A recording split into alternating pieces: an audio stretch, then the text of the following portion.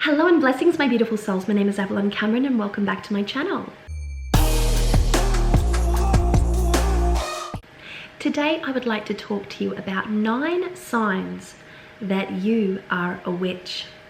This may seem like an unusual video for me to make, however, I get a lot of questions from beautiful people like yourself perhaps that are asking, well, how do I know that I'm a witch? This is a valid question. And it's something that can really tumble around in your mind from time to time. And I would just like to contribute to this conversation because videos like this have been done before, but I have never really contributed to those videos or that kind of conversation, if you will. But I do have some things that I would like to say, and I thought that I would take this opportunity while I'm sitting in this beautiful red room at this gorgeous Airbnb, and it's rainy and it's misty outside, to just sit here and have this conversation with you, because it's a video that I've been wanting to make for a really long time, because I know that there is still a need to know this beautiful, search for an answer. And I just thought that I would provide you with 9 signs as I see them, keeping in mind I'm a hereditary witch. I come from a spiritist background, and so my interpretations of this may be a little bit different from, others, that's it.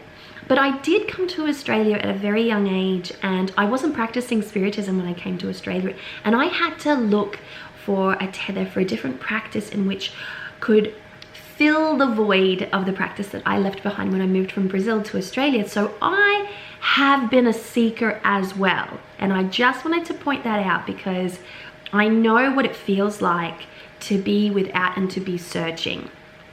And so maybe you relate to that in some way, shape or form.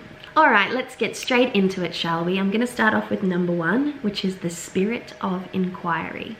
And this is when you become curious about the wonderful world of esoteric wisdom, knowledge, history. And you start to feel a bit of a pull towards things like astrology, numerology, perhaps it's crystals, perhaps it's a beautiful tarot deck or an oracle deck, perhaps it's some form of numerology, perhaps you find yourself really drawn to something like Kabbalah, or perhaps you're starting to feel more of a connection to herbal medicine, essential oils, things of the natural world that really draw you. There are so many beautiful subjects within the wonderful world of witchcraft, and that esoteric wisdom is something that witches tend to hunger for. And so it isn't uncommon for witches to know about runes and crystals and herbs and tarot and so on and so forth, and it makes up a part of what we as witches, and I don't speak for anyone else other than myself, are drawn to, that beautiful esoteric otherness. The magic, that wisdom, the occult. It's a very beautiful thing, and it creeps in and it calls to us in a really subtle way to begin with, and sometimes in a really shocking and stark way. So that is the spirit of inquiry, when you feel called to explore and to chase down those beautiful leads, the history, the mythology, and so on and so forth. Number 2 is the calling. This is when you become imbued with purpose and you start to hunt. You become somewhat of an investigative genius, a witchy investigative genius. And you start to look at books, blog posts, YouTube videos like the one that I am making right now. And you start to look at ways to validate the niggling sensation that you have inside of you, that you might be a witch. That call, that burn, that otherness.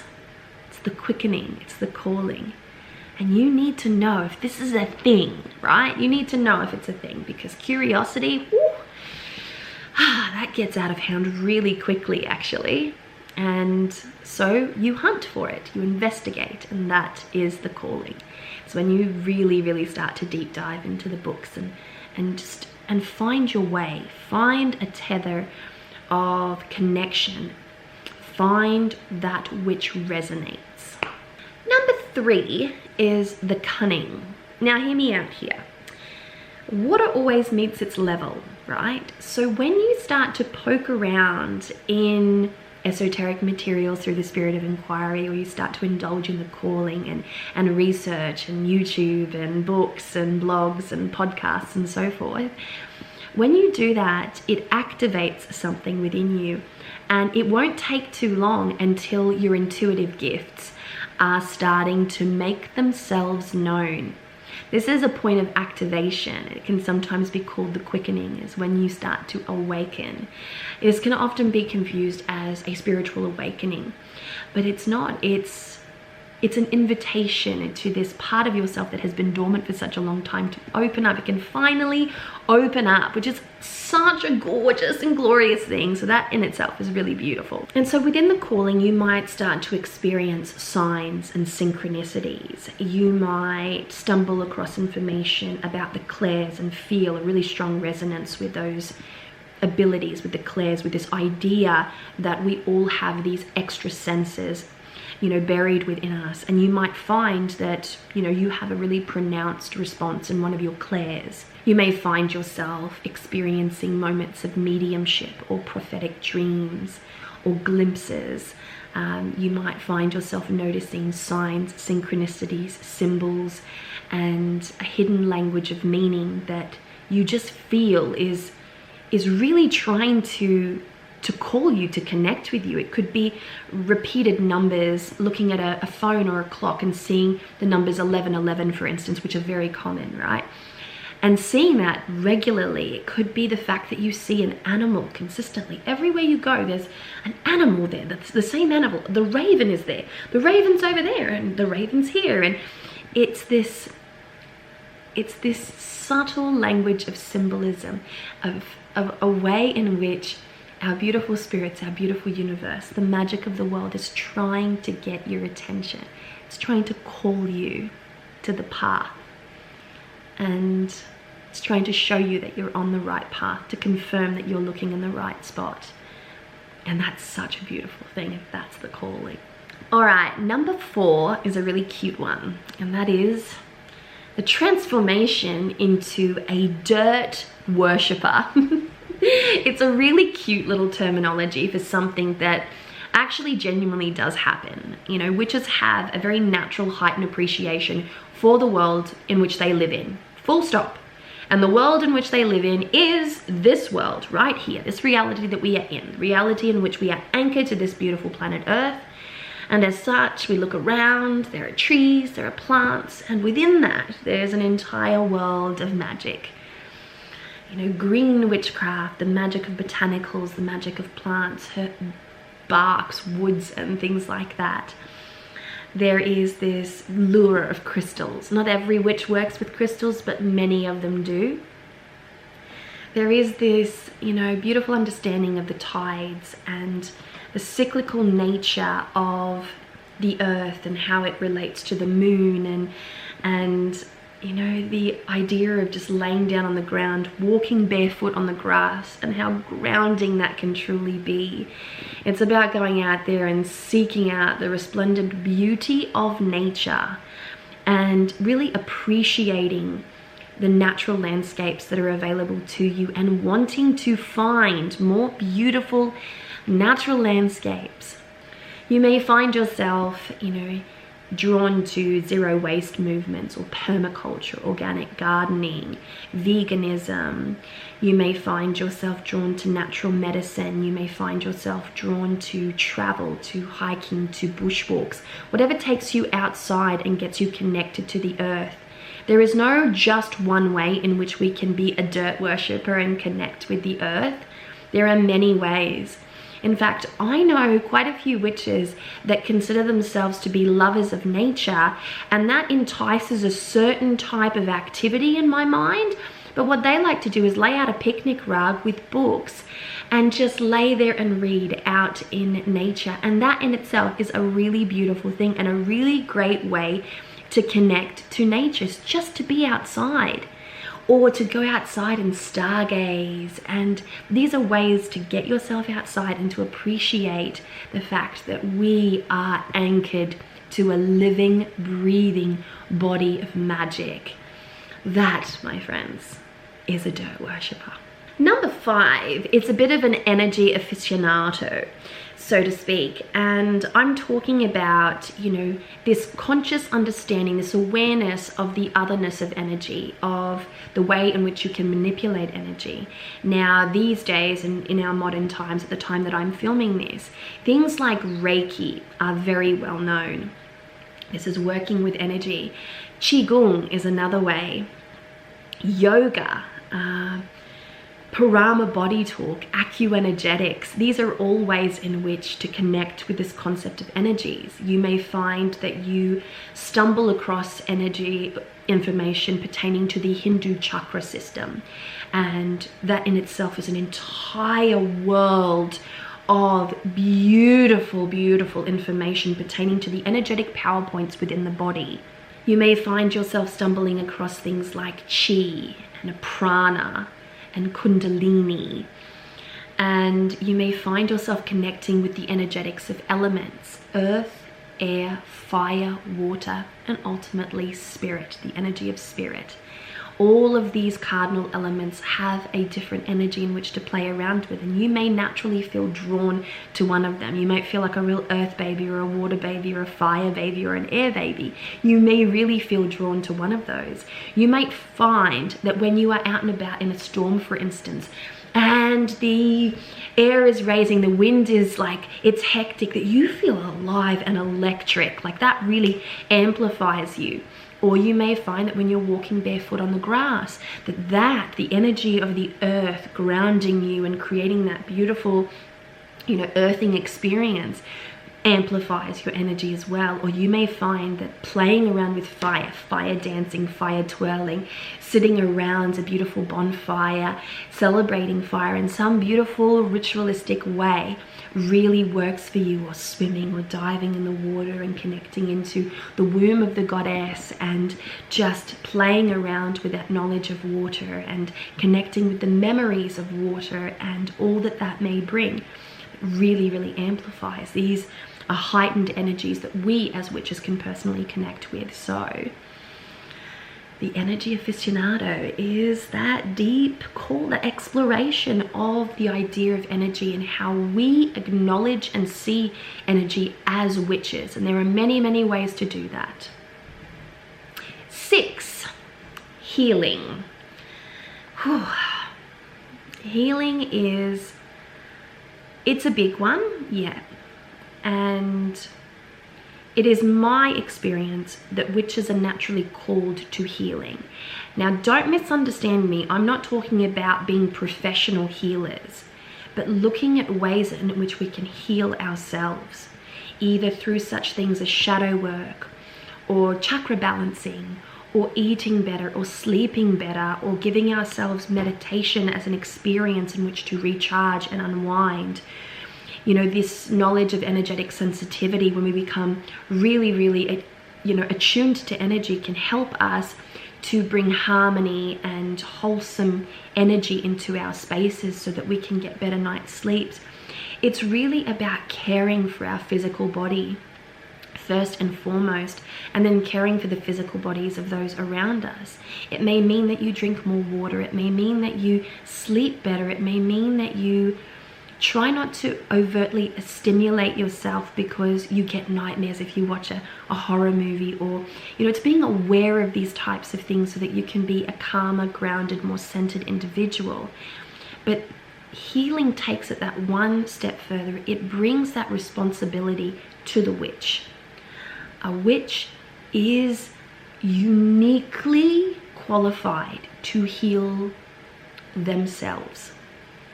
It's a really, really beautiful thing. Now, first and foremost, I don't want you to misunderstand what I'm saying here. I'm not saying that through pure witchcraft or an awareness of energy or an understanding of healing of self, you can cure absolutely anything. That's not what I'm saying. I'm saying that this desire to heal the body, the mind, the spirit, to do that shadow work, to, you know, to address trauma, to work with the inner child, art therapy, and, you know, there's so many ways in which the concept of healing can appeal to us. And healing is a big part of of being a witch, because there is a huge wound attached, associated to the word witch. Okay, we all have to face that to a degree. The more you become connected to the term witch, to the word witch, to the power word witch, the more you have to make peace with some of the stereotypes and some of the negative connotations and so on and so forth that the very term witch does cast into people's minds. You know, witch can be a huge trigger word, and so healing that is one of the first points of entry for many witches, is to try and understand a way to not just accept but to heal that word, so that they can own it as completely as they own their own breath. 7 can count, and this is signs and symbols.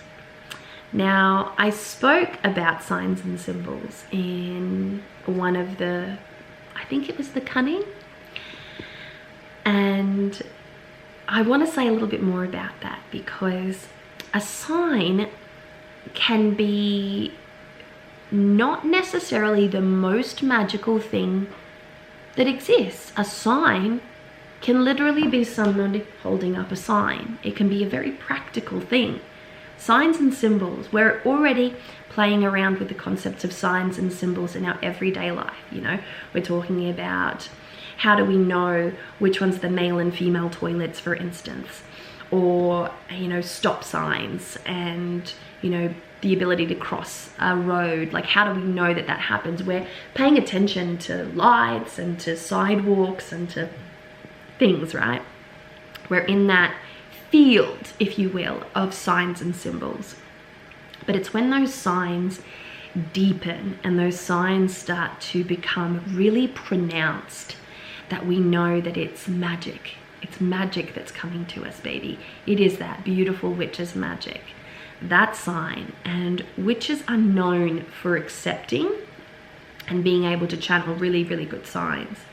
Not every witch gets bombarded with signs, but throughout the entire life of every witch, I'm going to make an outrageous claim to say that every witch, everyone who identifies as a witch, and even those who don't but are, they will experience multiple signs throughout their entire lives.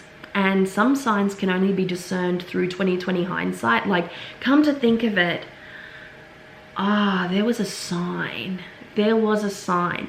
And learning the language of symbolism and signs can be very valuable, which is why witches are drawn to that natural type of language, and, you know, and all that that brings. It's a part of the cunning. It's developing that understanding of signs and symbols and synchronicities and things like that. But signs and symbols specifically play a huge role in magic, specifically divination, which is a subject that many witches are in love with, obsessed with, drawn to in inexplicable ways. I'm talking tarot, I'm talking runes, I'm talking astrology or numerology. There's so many different practices. The Ogham, for instance, and, you know, cowrie shell divination, and, you know, so many different forms of divination that require an innate understanding of signs and symbolism. And there's a secret language, it's a magical language in symbolism. You know, we learn magic through symbolism. Sigils are a form of magical symbolism, you know, and they can be spells and talismans. So by feeling that true connection to signs and symbolism specifically, we start to understand that the realm of magic is genuinely trying to speak to you. As a witch, it is trying to get your attention. You might not really understand what it is that this certain symbol means, but you might see it repeated everywhere, and therefore you get yourself into a curious mindset because, let's face it, spirit of inquiry over here, and you start to look at what that weird symbol means. Like, what's that shape, and so on and so forth. So it's a really, really beautiful, interesting, and quite magical thing. I think it's one of the most magical things, in fact, when you're first starting out, is that a symbol can really get your attention. It's a beautiful thing. Number 8. It's a lot of fingers I'm holding up now. Witches stand apart. It is a fundamental truth of witchcraft that witches are quirky. This may not be in the most obvious way. You may brush past a witch in everyday life and not know that they are a witch.